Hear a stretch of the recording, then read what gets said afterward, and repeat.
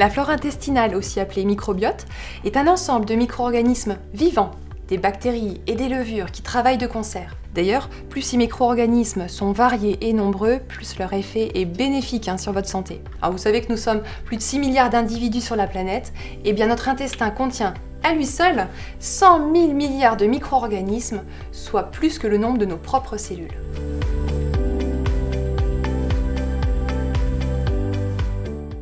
La relation microbiote-organisme est de l'ordre échange découvert contre bonne santé intestinale.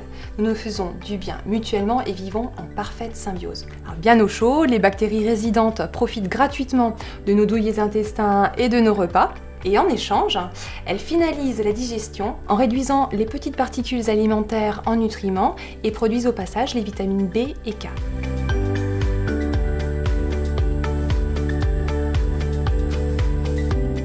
Le microbiote ne favorise pas uniquement notre santé intestinale, son rôle sur la santé est insoupçonné et fascinant. On découvre aujourd'hui son action positive sur tout l'organisme. Il contribue aux défenses naturelles et à l'immunité, il pourrait aussi influer sur notre poids et même sur notre équilibre hormonal et émotionnel. Par exemple, la mélatonine, l'hormone du sommeil, et la sérotonine, vous savez, l'hormone du bonheur, sont produites par notre intestin sous l'influence du microbiote.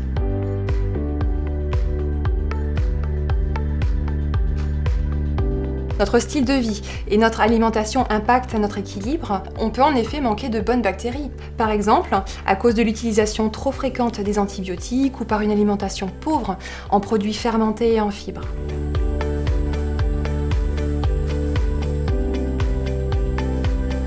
La bonne nouvelle, c'est que l'on peut aussi rebooster sa flore.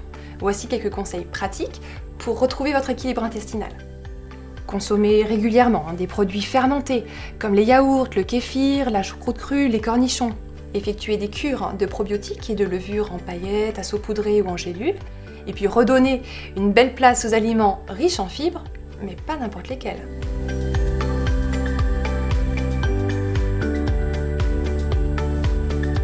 Il est bon d'avoir un apport équilibré entre les fibres solubles et insolubles. On les trouve principalement dans les légumineuses, les céréales complètes, les fruits et les légumes.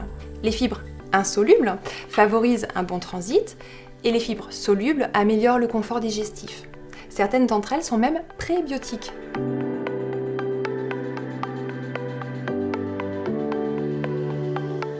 Les bonnes bactéries de la flore intestinale sont aussi appelées probiotiques. Pro pour biotique, la vie. Les fibres prébiotiques nourrissent de façon spécifique ces bonnes bactéries et permettent ainsi à notre microbiote d'être en pleine forme et nous d'être en bonne santé.